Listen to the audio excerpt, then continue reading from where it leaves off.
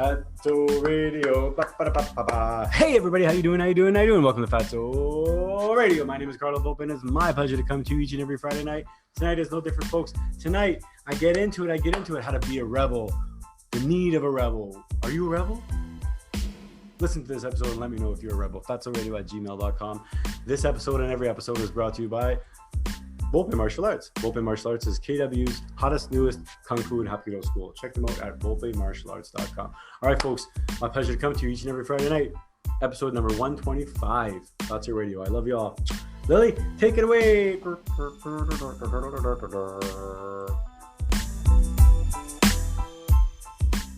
Fatso, the really great podcast show. Fatso, our very first podcast show.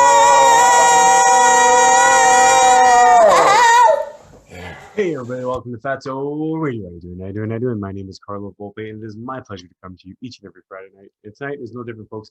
Episode number 125. Welcome to episode 125. And again, my name is Carlo Volpe. So what's Fatso Radio? Quick recap, folks. If you haven't been here before and this is your first time, thanks for watching, thanks for listening, thanks for subscribing. If you want to subscribe, hit the notifications bell so you will be alerted of all of our new episodes every Friday night. So what is Fatso Radio again? Fatso Radio is a podcast not just dedicated to a ketogenic diet, a high-fat diet, or even a carnivore diet, or even a paleo diet if you want to go kind of a broad spectrum.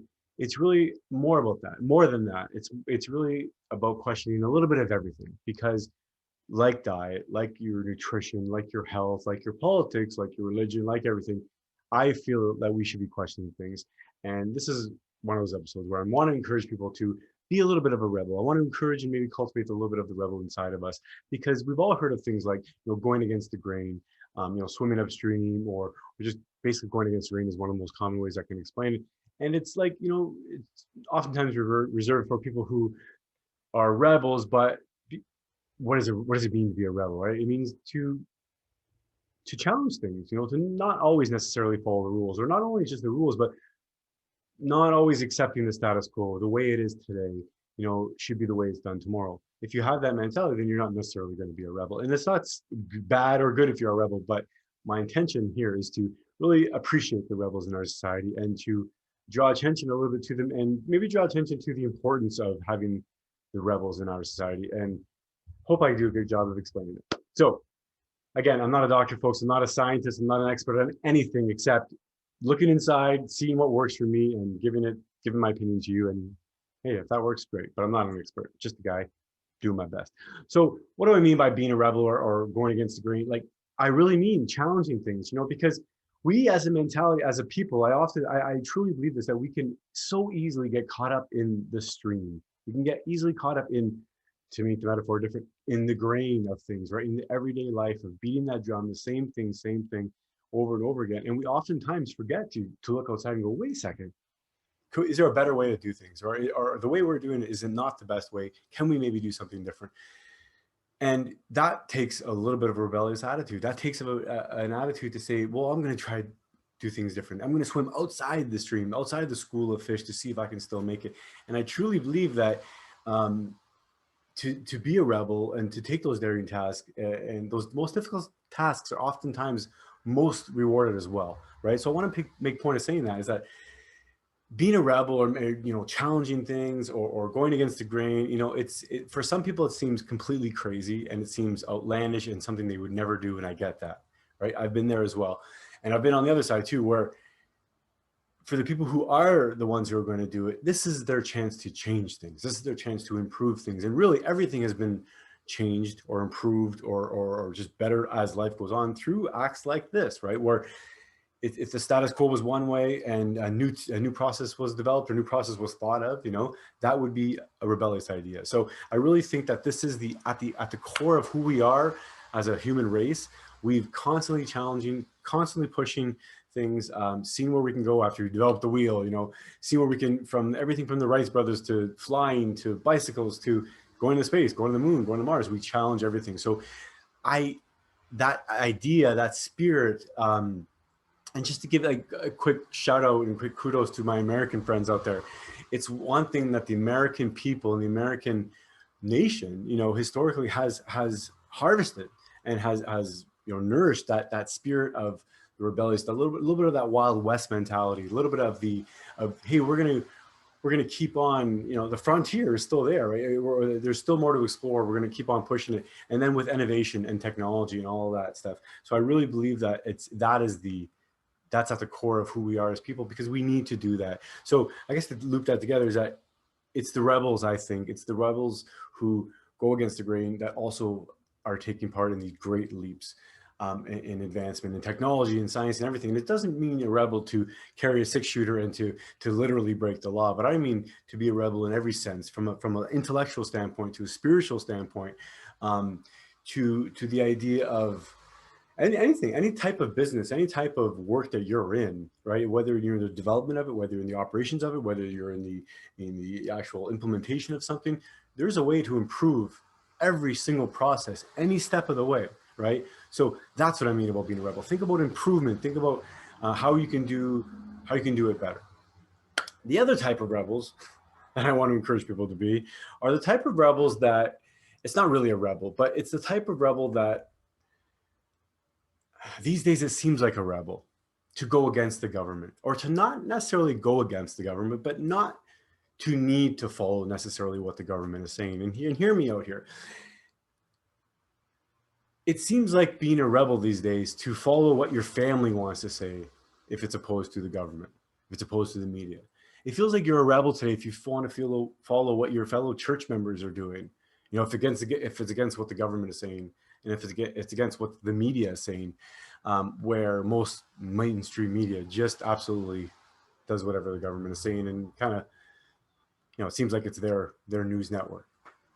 So that's what I'm encouraging people to do as well, is even during this pandemic and all this stuff with COVID and all the uncertainty of what are we doing or what are we not doing, it seemed like oftentimes we were looking for the government so much so that it really, to the people who have a little bit of a rebellious spirit in you, hear me out and let me know in the comments or whatever if you feel the same way. But it drove me nuts every step of the way when I was just hearing basically from the masses, from the media, well, let's just do it to get along. Let's just do it to get along. Why would you question this? What are you, selfish? Why wouldn't you do this? The science is here. What science? No one showed anybody. No one showed the general public the science on the corona or any virus, right? Or any pandemic or anything like that, or even nutrition and things like that. No one's showing anybody all of this stuff. It's really just talking points, a couple of things that are taken out of a research paper, or a couple of things that were taken out of an analysis, and then repeated a million times by the media, saying, do this, wear a mask, protect yourself, wear whatever. Not just about masks, about anything in life, right? The message, for example, and part of the reason why Fatso Radio exists is because for a long time we were told, don't eat fat, it's bad for you, it gives you heart disease, makes you fat. So first it made you fat, then it gave you heart disease, then it caused everything else. And then, it got to the point where fat or meat and fatty meat is told, people that are diabetic are told not to eat that because it's supposed to be bad for your blood sugar when you eat fatty meat. Are you kidding me? There's no carbohydrates in it. Like right there, these paradigms, but like the carnivore diet, like the keto diet, and it's not just the diet, the name of the diet, who cares what you're eating, but just by going against the narrative, the mainstream narrative, and literally it's the mainstream, right? Our mainstream media, I'm against the mainstream, or I'm outside of the mainstream, just a little independent dude here, hey, talking about fat, talking about how to lose weight. And if I'm not talking about how to lose weight, I'm trying to jump on my soapbox to tell you that your freedoms are important. And this is what I'm talking about: your friendships, your family, your community, whether it's a church, a temple, a mosque, your community center, your hockey team, your cricket team, your curling club, your dance club, whatever. I promise you, most of those people, if not all those people, care for you and love you and really would look out for you more than your government would. And I'm not saying a government is this evil entity, but I'm saying there's reasons why we have laws and rights in place to protect us from the government, right? You go into the US and you look at the reason why they have the Second Amendment, right? It's to protect the people from a government if it ever oversteps its powers, if it ever overdoes. And these are, even in Canada, the Charter of Rights and Freedoms, the charters, the sections are there to protect us, to ensure our rights and ensure our freedoms. So, but you have to think of this practically. At the end of the day, where are you going to get a higher chance of the person caring for you, your family, your friends, your church, your mosque, your temple, your community center, or somebody thousands away in Ottawa or DC or even the provincial or the state level, whether they're in Toronto or whether they're in wherever you are, right? New York or any other state. It's not the government. The government. We pay the government to make sure the small things that we really should need them for are run properly, right? Things like the roads and the schools and the hospitals, and they're not small, rather, but they're like some fundamental things that we think here are important. And it's not about, the government is not there so we can stop thinking. The government is not there so we can stop doing an assessment on our own child or our own family member to see if they're healthy, to see if you're okay, to see if you need anything. The government's not going to come and check on your house to see if your family's okay. The government, you don't want the government coming and checking on your house, right? Because you don't want the government in your privacy or in your own place or in your house until you want them. Like anything else, like the police, like the fire department, like any other services. These services are essential. These people are heroes, but they don't just come barging in, right? But these services are even better than the government because these are services that we pay for through taxes. The government, we don't want them taking part in this stuff, and we don't listen to them when it comes to what to do normally. We shouldn't, rather, what to do as far as, like I said, when you wake up in the morning, if you're feeling sick, if you're feeling whatever, however you're feeling, your mom's going to check on you, your dad's going to check on you, your siblings, your significant other, your family, your friends. If you have nobody, your community center, your church, you have a better chance of having somebody, some human connection through all those other things I mentioned than just through the government. You're not going to get a connection through the TV screen, through the internet, through your television monitor, or whatever you want to call it. It's, and when they say do this or do that or do that, yes, they are supposed to have our best interests at heart. And yes, they do, probably for the most part. But at the bottom line, this rebellious spirit, it needs to kick in sometimes, where it's the question, what are they saying? If what they're saying goes against my knowledge, my common sense, my grandmother's common sense, my grandfather's common sense, people who got us here, right? Then you do need to question these things, and you do maybe need to go against the stream. Definitely need to go against the mainstream media, right? And you definitely need to go against the government sometimes with their opinions or their recommendations if you know they're wrong, and if you know they're weird and outlandish, and oftentimes they are. So again, I'm encouraging people always to speak out, to share things like I did last episode. Share if you want to share things. The idea that when you share something on Facebook or when you share something, in social media, people often worry that, it may be censored. And I understand that's a real possibility. Things may be censored. And every time I do that, though, every time I think about something that I'm going to post and I'm worried that I'm going to censor it. Now, don't get me wrong, I don't actually censor myself a whole lot. I post pretty much most of the things that I want to. But every time I think about that, it makes me really feel sick to my stomach, because I'm thinking, what are we doing, right? For the average person, if we wake up and look through Facebook or look through that's for a lot of people, or Facebook or your Instagram or your Twitter, that's your contact list as well, right? People that you see post things throughout your day, those are the people that you have your relationships with. And I'll take, for example, Facebook. For a lot of people, if you have 500, 200, 100, whatever, 50 people on your Facebook list, and all of a sudden, if you got banned from Facebook, now you don't have a regular, easy way to communicate with these people on a regular basis, and on a sort of a passive way as well. That's the beauty of, of these these platforms, that you can kind of just scroll and you can say what you want. You can say hi when you want to, you don't. But when it comes to like being afraid to share things because we're afraid to be censored and we're afraid ourselves of being banned, and we really need to talk to and really need to speak with our bucks or with our voting powers or whatever way we can to these organizations to say, hey, let's, this is what we want, keep it free or whatever. But that reminds me of another point too. And this is why we need the government to really, this is one of the things that we need the government for, is we need the government to make sure that things are fair and to make sure things are regulated, but also to not make sure that things are censored. One of the problems that we have right now in Canada is that the government's trying to censor things, but it's being disguised as a way to make things fair. So, I would rather see, and for example, in Canada right now, Bill C-10 is there proposed, and I think it's just been rammed through Parliament. Actually, it's right now. I believe it's in the Canadian Senate. call your senator, call your member of parliament if you're against Bill C-10 and tell them that it's a bunch of shit. But I believe it passed the floor and it's gone to Senate, if I have this right. Basically, they're trying to they're trying to regulate the internet, trying to regulate Netflix, everything in the Canadian market. So they get money, they get tax money, and they get all this stuff, money, but services, fees, regulations, and things like that, licensing from these big organizations.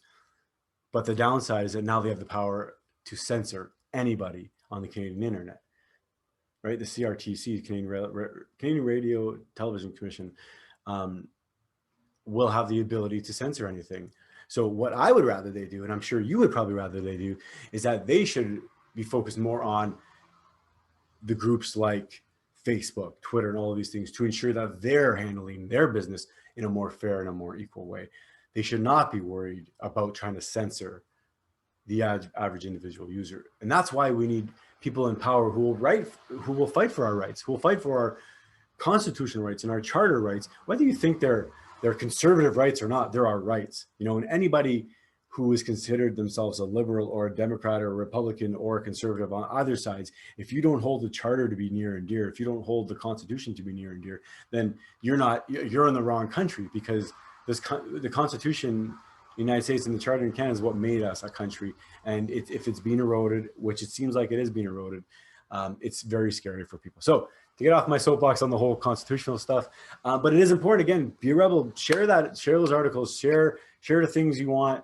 I don't know how to tell you. I don't know what to tell you about posting things on Facebook and how not to get banned from Facebook or not to get censored from Facebook. But I seem to have fairly good luck. Sometimes I get a warning saying that one of my posts seems like it's bullying, and they have this anti-bullying thing because I said Fatso. They think that's a bullying thing. Meanwhile, I'm calling myself Fatso, and there's a question mark. There's a whole reason behind Fatso Radio. But anyway, the fact checkers or the people, the people that are doing all this censoring don't necessarily have the interest to look into, say, why it says Fatso, it's just what it says fat. But anyway, folks. That's my episode for tonight. What is it? June 25th. Oh my God. July is just around the corner, folks. Thank you for listening to Fatso Radio. Again, be a bit of a rebel. Go against the grain when you need to. Challenge things, question things. And that's another thing. To wrap this up, we've all been taught from a young age to question things. When things don't make sense, question them, young child. Question them, young man, young woman. Question them. Now we're being told not to question things and just follow in suit. I don't think so. Question everything. Question what I'm telling you. It's not the God's honest truth. It's my opinion, right? Some things I'm going to be right about. Some things I'm going to be absolutely wrong about. Let me know. FatsoRadio@gmail.com. Thanks for listening. Thanks for subscribing. Thanks for all that stuff, folks. I love you all. This episode and every episode is brought to you by Volpe Martial Arts. Don't forget to check them out. VolpeMartialArts.com, KW's newest, hottest Kung Fu and Hapkido school. My brother, Sifu Adam, brings you his lifelong passion. Dream, skill, and I'm there too. We have a great time. Check it out, VolpeMartialArts.com. Thanks so much for listening, folks. I love you all. Peace. Let's say bye to everybody. Bye. And we'll say thanks for listening. Say thanks for listening. Bye-bye. Fatso Radio, the really great podcast show. Fatso Radio, the really great podcast show. So get your butt and get in your chair. Don't eat your nails and don't pull your hair. We'll talk about chicken or talk about steak. We'll talk about fat, for goodness sake. Fatso, the really great podcast show. Fatso, a very first podcast show.